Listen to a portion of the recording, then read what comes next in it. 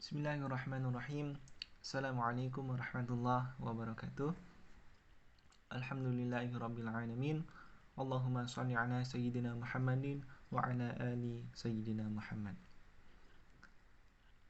Alhamdulillah ya anak-anak, kita masih diberikan kesempatan pada pertemuan kali ini sehingga kita masih bisa untuk mempelajari ilmu-ilmu Allah yang berkaitan dengan puasa, dan sangat pas sekali dengan momen pada pertemuan kali ini yang mana kita dalam keadaan melaksanakan apa yang akan kita pelajari, yaitu puasa lebih tepatnya yaitu puasa Ramadan. Alhamdulillah. Baik, saya Misbahul Munir bersama dengan rekan saya Ambardian Susilawati. Baik, yang pertama kita akan membahas tentang ketentuan puasa.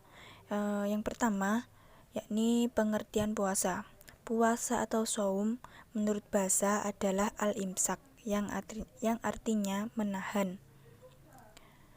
Dalam kamus Al-Munjid diterangkan bahwa pengertian puasa yaitu al-imsaku anil fi'li, al-imtina'u anil akli wasyurbi fi awqatin ma'lumatin.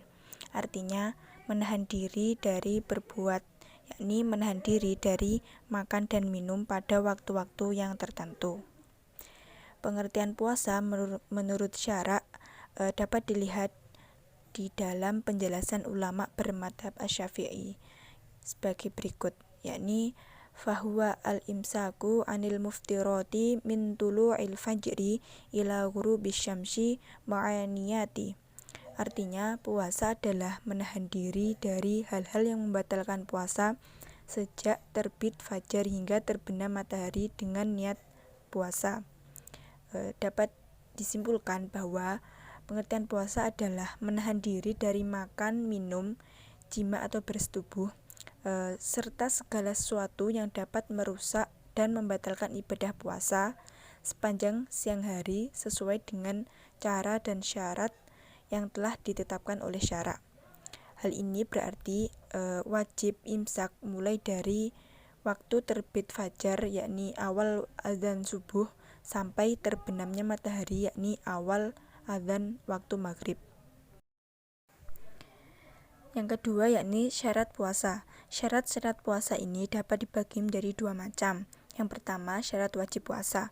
Artinya, syarat yang apabila telah dimiliki seseorang maka ia wajib melakukan puasa. Syarat wajib puasa ini adalah yang pertama orang Islam, yang kedua balik atau cukup umur, yang ketiga berakal atau tidak gila, dan yang keempat yakni kuat berpuasa atau mampu, dan yang kelima yakni mengetahui masuknya atau masuk awal puasa jika ini adalah dalam hal puasa Ramadan. Yang kedua yakni syarat sah puasa, ialah sesuatu yang harus ada sebelum melakukan ibadah puasa. Apabila salah satu syarat tersebut tidak ada, maka puasanya akan batal. Syarat tersebut yaitu yang pertama Islam, yang kedua mumayyiz atau dapat membedakan mana yang baik dan mana yang buruk. Yang ketiga yakni suci dari haid dan nifas. Yang keempat yakni dalam waktu yang diperbolehkan berpuasa. Dan yang kelima yakni tidak ada hal yang membatalkannya. Yang ketiga yakni rukun puasa. Rukun puasa artinya suatu amalan yang harus dipenuhi ketika seseorang akan menjalankan puasa. Jika rukun tersebut tidak terpenuhi, maka puasanya menjadi tidak sah atau batal. Rukun puasa yaitu yang pertama niat. Niat puasa tergantung dengan puasa yang hendak dilakukan. Untuk puasa Ramadan dan puasa qadha hendaklah melakukan niat pada malam hari. Yang kedua yakni menahan diri dari hal-hal yang membatalkan puasa mulai dari terbitnya fajar hingga terbenamnya matahari. Yang keempat yakni sunah-sunah puasa. Sunah dalam puasa yakni hal-hal yang dapat menambah nilai ibadah puasa kita hingga nilainya lebih tinggi. Sunah-sunah puasa antara lain, yang pertama menyegerakan berbuka puasa jika yakin bahwa matahari sudah terbenam. Yang kedua, berbuka dengan yang manis-manis, misalnya kurma, anggur, serta dianjurkan untuk meminum air putih terlebih dahulu. Yang ketiga, berdoa pada waktu akan berbuka puasa. Doanya adalah Allahumma lakasumtu wa bika amantu wa ala rizqika aftortu birahmatika ya arhamar rahimin. Yang keempat yakni makan sahur dan mengakhirkan makan sahur. Yang kelima yakni memberi makan kepada orang yang berbuka puasa. Yang terakhir yakni memperbanyak amal-amal sholih seperti bersedekah jariyah, memperbanyak membaca Al-Quran dan memahami artinya, serta memperbanyak ibadah sunnah yang lain. Yang kelima yakni tata cara dan adab dalam berpuasa. Ada beberapa hal yang harus diperhatikan dalam berpuasa agar puasa yang dikerjakan tidak kehilangan makna dan pahalanya. Maka orang yang berpuasa harus senantiasa berhati-hati dalam dan berusaha menghindari hal-hal yang dapat menghilangkan pahala puasa. Dalam hal ini sering disebut dengan tata krama. Beberapa tata krama dalam berpuasa adalah sebagai berikut. Yang pertama, menjaga lidah. Yang kedua, memelihara pandangan mata. Yang ketiga, memelihara telinga. Dan yang keempat, memelihara seluruh anggota tubuh dari hal-hal yang tidak sesuai dengan syariatnya. Dan yang terakhir yakni makan dan minum secukupnya pada saat sahur dan buka. Keenam yakni hal-hal yang membatalkan puasa. Adapun hal-hal yang membatalkan puasa adalah sebagaimana yang dikemukakan oleh Zakaria Al-Ansori dalam kitabnya Asy-Syarqawi, yang diambil kesimpulan bahwa hal-hal yang membatalkan puasa, yang pertama, memasukkan sesuatu benda ke dalam rongga bagian tubuh. Yang kedua, makan dan minum. Yang ketiga, haid dan nifas. Yang keempat, muntah dengan sengaja. Yang kelima, mengeluarkan mani. Yang keenam, melakukan wati, yakni bersetubuh pada faraj dan dubur dengan sengaja dan mengetahui haramnya. Yang ketujuh yakni hilang akal atau gila. Yang ketujuh yakni rukhsah puasa. Secara etimologi, rukhsah berarti kemudahan, kelapangan, dan kemurahan. Sedangkan kata rukhsah menurut terminologi atau istilah adalah sesuatu hukum yang diatur oleh syara karena ada satu udzur yang berat dan menyukarkan, atau hukum yang telah ditetapkan untuk memberikan kemudahan bagi para mukallaf pada keadaan tertentu yang menyebabkan adanya kemudahan. Dalam hal ini, ibadah puasa terdapat beberapa udzur atau penyebab berlakunya hukum rukhsah ini bagi para mukallaf yang telah menerima kewajiban melaksanakan ibadah puasa Ramadan, yaitu sebagai berikut. Yang pertama, musafir. Dalam hal ini dijelaskan dalam firman Allah Quran Surat Al-Baqarah ayat 184, yang artinya, yaitu beberapa hari tertentu. Maka barang siapa di antara kamu sakit atau dalam perjalanan lalu tidak berpuasa, maka wajib mengganti sebanyak hari yang dia tidak berpuasa itu pada hari-hari yang lain. Dan bagi orang yang berat menjalankannya, wajib membayar fidyah, yaitu memberi makan orang miskin. Tetapi barang siapa dengan kerelaan hati mengerjakan kebajikan, maka itu lebih baik baginya, dan puasamu itu lebih baik bagimu jika kamu mengetahui. Yang kedua yakni sakit. Allah membolehkan orang yang sakit untuk berbuka sebagai rahmat darinya dan kemudahan bagi orang yang sakit tersebut.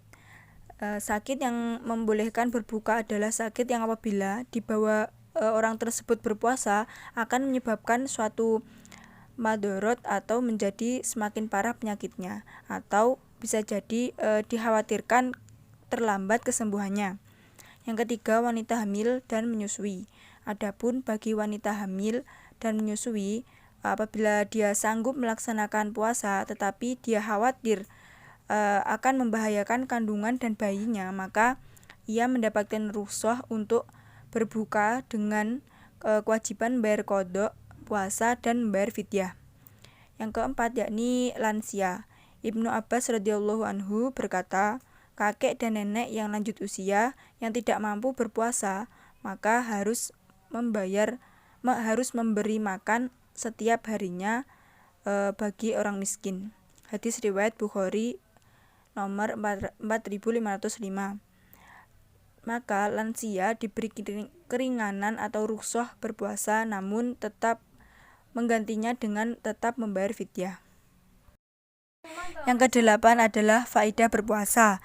Puasa merupakan asas semua ibadah dan kunci semua amal baik kepada Allah. Maka hendaklah kamu banyak-banyak melakukan puasa sesuai dengan kemampuan. Rasulullah Shallallahu Alaihi Wasallam bersabda, "Kullu amali bani Adama yudha'aful hasanatu asyru amthaliha ila sab'i mi'ati di'fin." Qala Allahu azza wa jalla, "Illa shauma fa innahu li wa ana ajzi bihi yad'u syahwatahu wa ta'amuhu min ajli lisoimi farhatani firhatun inda fitrihi wa farhatun inda liqaihi rabbih wala khulufun fihi abdyabu indallahi mirrihil misk." Artinya, setiap amalan kebaikan yang dilakukan oleh manusia akan dilipat gandakan dengan 10 kebaikan yang semisal hingga 700 kali lipat. Allah Subhanahu wa taala berfirman, yang artinya, kecuali amalan puasa tersebut adalah untukku. Aku sendiri yang akan membalasnya, disebabkan dia telah meninggalkan syahwat dan makanan karenaku. Bagi orang yang berpuasa akan mendapatkan 2 kebahagiaan, yaitu kebahagiaan ketika dia berbuka dan kebahagiaan ketika berjumpa dengan Rabb-Nya. Sungguh, bau mulut orang yang berpuasa lebih harum di sisi Allah daripada bau minyak kasturi. Hadis riwayat Bukhari nomor 1904 dan hadis riwayat Muslim nomor 1151. Dari hadis di atas dapat disimpulkan bahwa faedah berpuasa adalah: yang pertama, mendapatkan pahala berlipat ganda; yang kedua, menjaga kesehatan tubuh; yang ketiga, melatih kesabaran; yang keempat, seorang yang rajin berpuasa akan dimasukkan ke surga melewati pintu Ar-Royan; dan yang terakhir, yakni bau mulut orang yang berpuasa diibaratkan seperti bau minyak misik. Selanjutnya kita akan membahas tentang macam-macam puasa. Seperti yang sudah dijelaskan tadi, bahwasanya puasa itu merupakan salah satu ibadah untuk mendekatkan diri kepada Allah. Puasa itu sendiri yaitu menahan diri dalam artian menahan diri dari segalanya, terutamanya dari makan dan minum, dan juga hal-hal yang buruk lainnya seperti nafsu dan amarah, ghibah, ataupun yang lainnya. Puasa itu sendiri terbagi menjadi 4, yaitu puasa wajib, puasa sunnah, puasa makruh, dan puasa haram. Yang pertama yaitu puasa wajib. Puasa wajib merupakan puasa yang apabila dikerjakan kita akan mendapatkan pahala, dan apabila ditinggalkan kita akan mendapatkan dosa. Yang pertama yaitu puasa Ramadan. Puasa Ramadan ialah puasa yang paling umum dan sangat wajib bagi setiap muslim yang sudah baligh untuk melaksanakan puasa Ramadan ini, yang mana dilaksanakan sebulan penuh pada bulan Ramadan. Ditandai dengan munculnya hilal pada tanggal 1 bulan Ramadan dan diakhiri dengan munculnya hilal pada tanggal 1 Syawal. Setiap muslim diwajibkan untuk berpuasa. Bahkan puasa ini masuk dalam rukun Islam, yang mana bagi setiap muslim yang menjalannya akan mendapatkan pahala, dan bagi yang meninggalkannya akan mendapatkan dosa. Kewajiban melaksanakan ibadah puasa pada bulan Ramadan terdapat dalam surah Al-Baqarah ayat 183 yang berbunyi, Bismillahirrahmanirrahim, Ya ayyuhalladzina amanu kutiba alaikumus siyamu kama kutiba alal ladzina min qablikum la'allakum tattaqun. Al-ayah, yang artinya, wahai orang-orang yang beriman, diwajibkan atas kamu berpuasa sebagaimana diwajibkan atas orang sebelum kamu agar kamu bertakwa. Jadi puasa Ramadan ini sangat wajib bagi setiap muslim. Dan niat puasa Ramadan sendiri bisa diniatkan satu kali niat untuk 1 bulan penuh, dan juga bisa diniatkan seperti nawaitu sauma ghadin an adai fardhi syahri ramadana hadis sanati lillahi ta'ala, yang artinya saya niat berpuasa esok hari untuk menunaikan fardu di bulan Ramadan tahun ini karena Allah Ta'ala. Kemudian puasa wajib yang kedua yaitu puasa qadha. Puasa qadha merupakan puasa yang dilakukan sebagai pengganti puasa yang sudah ditinggalkan pada saat bulan Ramadan, dan ini hukumnya wajib, baik ditinggalkan karena sakit atau sedang dalam perjalanan atau orang yang haid atau sebab-sebab yang lainnya, karena memang itu uzur yang telah sesuai dengan syarat. Dia syariatkan untuk segera mengganti utang puasa agar segera lepas dari beban dan tanggungan kewajiban.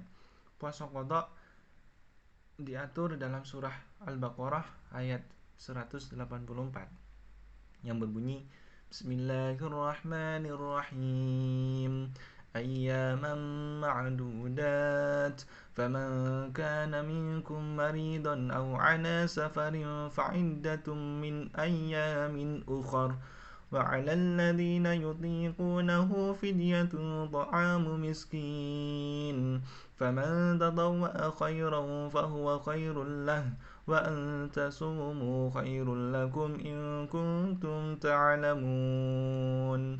Al-ayah.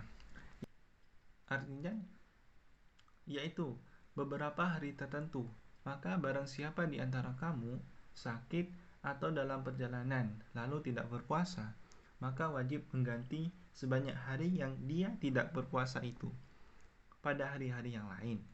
Dan bagi orang yang berat menjalankannya, wajib membayar fidyah, yaitu memberi makan seorang miskin.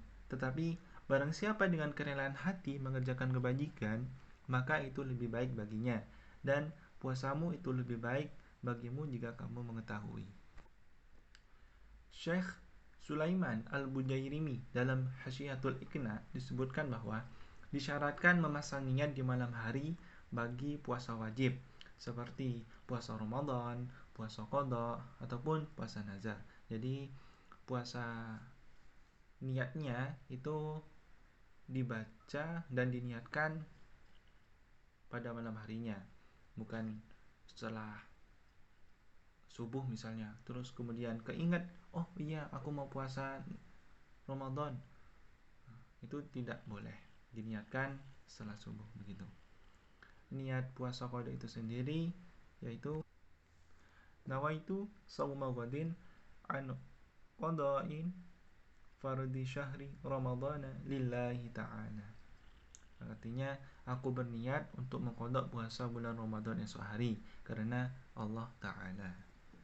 Kemudian yang ketiga yaitu puasa nazar.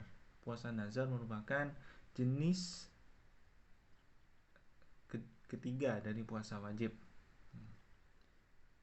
Puasa nazar yaitu puasa yang karena sebuah janji. Nazar sendiri secara bahasa berarti janji, sehingga puasa yang dinazarkan memiliki hukum wajib.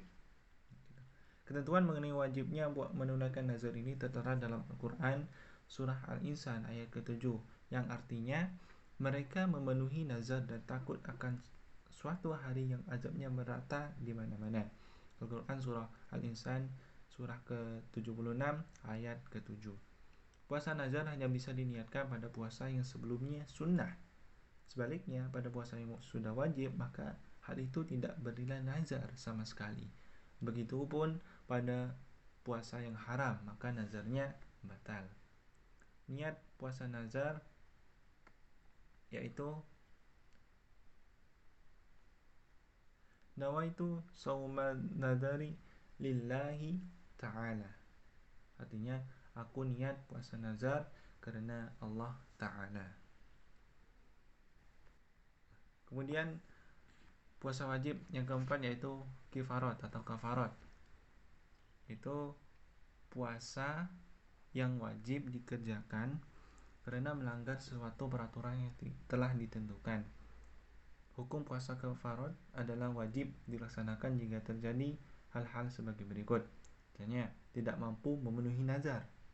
Kemudian berhubungan suami istri siang hari di bulan Ramadan, baik yang sah ataupun yang haram. Kemudian ketiga yaitu membunuh secara tidak sengaja, maka dikenakan puasa kafarat ini. Kemudian melakukan zihar pada istrinya pada saat haji. Kemudian mencukur rambut ketika ihram. Nah, dikutip dari hadis yang diriwayatkan oleh Imam Muslim, berikut ada dalil yang mengerjakan puasa wajib kafarat. Dari Abu Hurairah radhiyallahu an, ia berkata bahwa seorang laki-laki berbuka pada bulan Ramadan, maka Rasulullah SAW menyuruhnya membayar kafarat dengan memerdekakan seorang budak atau berpuasa selama 2 bulan terus menerus atau memberi makan kepada 60 orang miskin. Nah, dimaksudkan bahwa berbuka pada bulan Ramadan ini bahwa dia tidak puasa atau dia puasa tetapi membatalkan puasanya secara sengaja tanpa adanya sebab, maka dikenakan hukum puasa kafarat ini. Nah, niat puasa kafarat yaitu nawaitu shauma ghadin bi kafarati fardhan lillahi ta'ala. Artinya, saya niat puasa esok hari untuk melaksanakan kifarat fardu karena Allah Ta'ala. Kemudian yang kedua yaitu puasa sunnah, yang mana apabila kita mengerjakan puasa kita akan mendapatkan pahala, dan apabila kita tidak mengerjakannya itu tidak apa-apa dan tidak berdosa bagi diri kita. Terdapat banyak macam-macam puasa sunnah, diantaranya yaitu puasa Syawal atau puasa 6 hari di bulan Syawal yang boleh dilakukan antara tanggal 2 Syawal hingga hari terakhir bulan Syawal, yang boleh dilakukan baik berurutan selama 6 hari ataupun tidak berurutan. Misal pada tanggal 2, kemudian puasa kedua pada tanggal 7 misalnya, dan seterusnya. Diriwayatkan dari Imam Ahmad nomor 22.433 telah menceritakan kepada kami Abu Muawiyah telah menceritakan kepada kami Sa'ad bin Sa'id dari Umar bin Sabit dari Abu Ayyub Al-Ansari berkata, Rasulullah SAW bersabda, barang siapa puasa Ramadan kemudian dilanjutkan 6 hari di bulan Syawal, maka terhitung puasa sepanjang masa. Niat puasa Syawal yaitu nawaitu shauma ghadin an adai sunnati Syawal lillahi ta'ala. Aku berniat puasa sunnah Syawal esok hari karena Allah Subhanahu wa ta'ala. Kemudian yang kedua yaitu puasa sunnah Senin Kamis. Puasa Senin Kamis ini berawal ketika Nabi Muhammad SAW memerintah umatnya untuk senantiasa berpuasa di hari Senin dan Kamis, karena hari Senin merupakan hari kelahiran beliau, sedangkan hari Kamis adalah hari pertama kali Al-Quran diturunkan. Dalil tentang puasa Senin Kamis dari hadis riwayat Muslim. Hari tersebut adalah hari aku dilahirkan, hari aku diutus atau diturunkannya wahyu untukku. Hadis riwayat Muslim nomor 1162. Keutamaannya bisa menghapus kesalahan dan meninggikan derajat, serta memang pada hari Senin dan Kamis amalan kita diangkat di hadapan Allah, sehingga sangat baik untuk kita melakukan puasa pada saat itu. Niat puasa Senin Kamis tentunya niatnya sendiri-sendiri antara puasa Senin dan Kamis. Nah, niat puasa di hari Seninnya yaitu nawaitu shauma yaumul itsnain sunnatan lillahi ta'ala. Saya niat puasa hari Senin sunnah karena Allah Ta'ala. Kemudian pada hari Kamisnya berniat dengan nawaitu shauma yaumul khamis sunnatan lillahi ta'ala. Saya niat puasa hari Kamis sunnah karena Allah Ta'ala.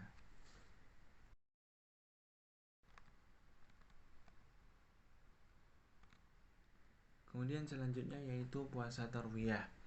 Puasa tarwiyah yaitu puasa yang dilakukan pada tanggal 8 Zulhijjah yang hukumnya sunnah ghairu muakkadah bagi kaum muslimin yang tidak sedang berhaji, namun menjadi makruh bagi kaum yang muslimin yang sedang berwukuf di siang hari pada saat pelaksanaan haji. Nah, keutamaan puasa tarwiyah itu sendiri diriwayatkan oleh Ibnu An-Najjar dan Abdullah bin Abbas bahwasanya Nabi Muhammad SAW bersabda, puasa pada hari tarwiyah akan mengampuni dosa setahun lalu, sedangkan puasa hari Arafah akan mengampuni dosa 2 tahun. Hadis riwayat Tirmizi. Niat puasa tarwiyah yaitu nawaitu saumu tarwiyah sunnatan lillahi ta'ala. Kemudian selanjutnya yaitu puasa Arafah, yaitu puasa yang dilaksanakan pada tanggal 9 Zulhijjah sebagaimana Syekh Abdul Rahman Al-Juzairi dalam fikih 4 mazhab mengatakan bahwasanya di antara puasa yang dianjurkan adalah puasa hari Arafah, yaitu berpuasa pada tanggal 9 Zulhijjah. Puasa ini hukumnya sunnah muakkadah, sangat dianjurkan bagi kaum muslimin yang tidak sedang mengerjakan ibadah haji. Sedangkan bagi kaum muslimin yang sedang menunaikan haji tidak ada keutamaan untuk berpuasa pada hari Arafah. Meskipun menurut Imam At-Tirmizi sebagaimana dikutip Sayyid Sabiq dalam fikih sunnah yang mengatakan bahwasanya para ulama memandang sunnah berpuasa pada hari Arafah kecuali apabila berada di Arafah.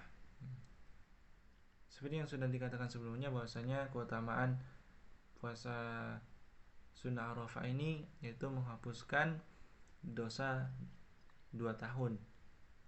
Sebagaimana hadis riwayat Tirmizi dan Ibnu Majah yang sahih yang berbunyi, puasa hari Arafah sesungguhnya aku berharap kepada Allah dia menghapuskan dosa 1 tahun sebelumnya dan 1 tahun sesudahnya. Niat puasa Arafah yaitu nawaitu saumu Arafah sunnatan lillahi ta'ala, yang artinya saya niat puasa Arafah sunnah karena Allah Ta'ala. Kemudian selanjutnya yaitu puasa Asyura pada bulan Muharram. Bulan Muharram itu merupakan bulan yang disunnahkan untuk memperbanyak puasa. Boleh di awal bulan atau pertengahan ataupun di akhir. Namun puasa paling utama adalah pada hari Asyura, yakni tanggal 10 pada bulan Muharram. Puasa ini dikenal dengan istilah Yaum Asyura, yang artinya hari pada tanggal 10 bulan Muharram. Nah, puasa hari Asyura itu didahului oleh puasa 1 hari sebelum puasa Asyura atau pada tanggal 9 Muharramnya. Nah, alasannya kenapa? Karena seperti yang diungkapkan oleh Nabi Muhammad SAW, orang Yahudi itu hanya berpuasa pada hari Asyura saja, dan Rasulullah ingin membedakan puasa umat Islam dengan puasanya orang Yahudi. Karena itulah beliau menyarankan umat Islam berpuasa pada hari Asyura ditambah puasa 1 hari sebelumnya, sehingga berpuasa pada tanggal 9 atau istilahnya itu puasa Tasu'a, dan pada 10 Muharram itu puasa Asyura ini. Dan niatnya untuk melakukan puasa Tasu'a dan Asyura ini yaitu untuk puasa Tasu'a, nawaitu sauma ghadin an adai sunnatat Tasu'a lillahi ta'ala, yang artinya aku berniat puasa sunnah Tasu'a esok hari karena Allah Ta'ala. Nah, kemudian untuk puasa Asyuranya berniat dengan nawaitu sauma ghadin an adai sunnatan Asyura lillahi ta'ala, aku berniat puasa sunnah Asyura esok hari karena Allah Ta'ala. Nah, selanjutnya yaitu puasa Ayyamul Bid.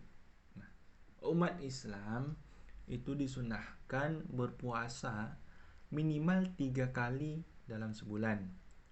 Namun puasa lebih utama dilakukan pada Ayyamul Bid, yaitu pada hari ke-13, 14, dan 15 dalam bulan Hijriah atau bulan pada kalender Islam.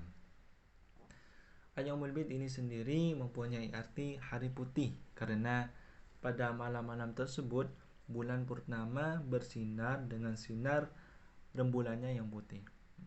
Keutamaan puasa Ayyamul Bid ini yaitu seperti dalam riwayat hadis riwayat Bukhari Muslim yang berbunyi, sungguh cukup bagimu berpuasa selama 3 hari dalam setiap bulan, sebab kamu akan menerima 10 kali lipat pada setiap kebaikan yang kamu lakukan.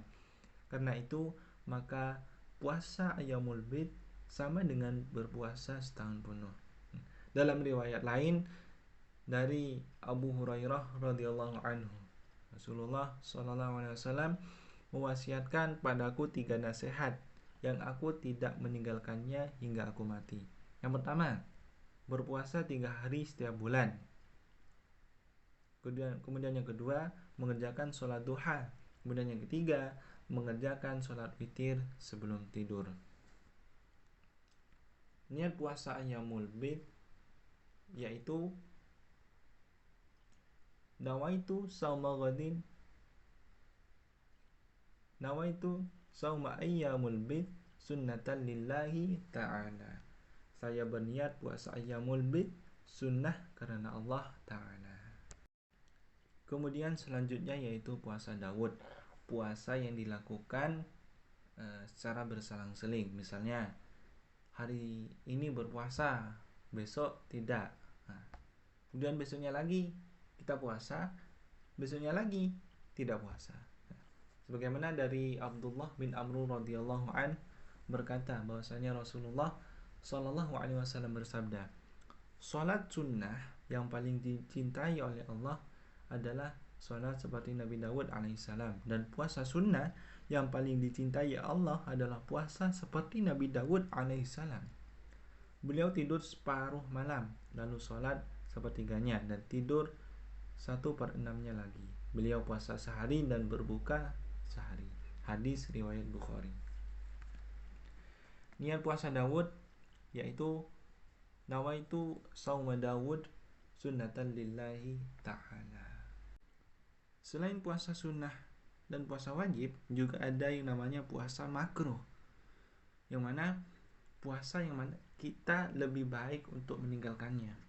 Puasa makruh menurut Imam Zakaria Al-Ansari dalam kitab At-Tahrirnya telah menerangkan beberapa macam puasa yang dimakruhkan. Di antaranya yaitu yang pertama, puasanya orang yang sakit, kemudian orang yang bepergian, juga wanita hamil, wanita menyusui, dan orang yang sudah tua renta jika dikhawatirkan adanya beban yang berat ketika mereka melakukan puasa. Jadi bagi yang mendapatkan rukhsah itu bisa dihukumkan makruh untuk mengerjakan puasa, dan boleh juga melaksanakan puasa jika memang tidak terasa beban bagi mereka untuk melakukan puasa. Namun apabila lihat dari mudaratnya dan lebih banyak mudaratnya, maka itu dapat dihukumkan makruh. Kemudian yang kedua yaitu puasa sunnahnya seseorang yang masih memiliki utang qadha, puasa fardu yang ia tinggalkan dengan tanpa adanya uzur, halangan yang jelas. Hal ini dikarenakan mendahulukan yang fardu itu lebih penting. Bahkan jika waktunya sudah sempit, misalnya mendekati Ramadan, maka ia haram berpuasa sunnah. Adapun puasa fardu ini lebih umum daripada puasa Ramadan. Artinya, puasa fardu ini bisa berupa puasa nazar, kafarat, ataupun yang lainnya.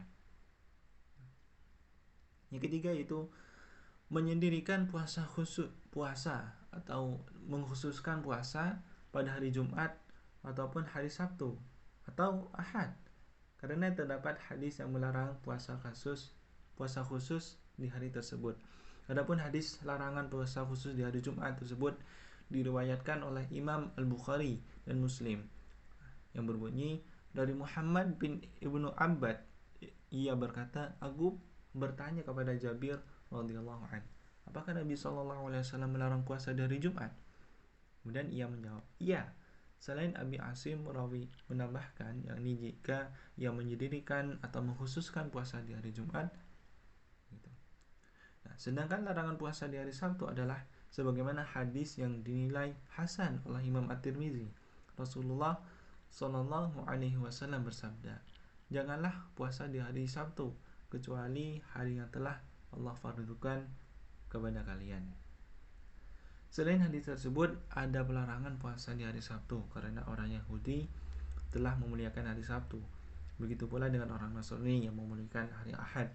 Adapun tambahan hari Ahad adalah dari Imam Zakaria Al-Ansari sendiri yang mengkiaskan menyerupakan kepada larangan mengkhususkan puasa di hari Sabtu. Nah, kemudian yang keempat yaitu puasa selama setahun bagi orang yang khawatir dapat membahayakan dirinya atau dapat terbengkalainya hak atau kewajiban yang harus ia lakukan. Hal ini sebagaimana diceritakan dalam hadis suatu ketika Nabi SAW menegur Abu Al-Darda yang berpuasa terus-menerus hingga istrinya Ummu Al-Darda tidak terurus. Maka Nabi SAW menyuruh berhenti puasa supaya dia memberikan hak untuk badannya, keluarganya, dan istrinya. Kemudian yang kelima yaitu puasa di hari Arafah, yang mana sebenarnya puasa hari Arafah ini sunnah bagi yang tidak melakukan haji, namun dapat dihukumkan makruh bagi orang yang menunaikan haji. Meskipun hukum asalnya itu khilaful aula atau khilaf daripada ulama mengenai hukum bagi orang yang haji melakukan puasa Arafah. Nah, kemudian yang terakhir yaitu puasa haram. Puasa haram yaitu puasa yang jika kita kerjakan kita akan mendapatkan dosa. Nah, berikut macam-macam puasa haram, yaitu puasa pada saat hari raya Idul Fitri yang jatuh pada tanggal 1 Syawal yang disebutkan sebagai hari raya umat Islam. Puasa di hari ini dilarang karena hari ini merupakan hari kemenangan karena sudah puasa selama sebulan penuh di bulan Ramadan.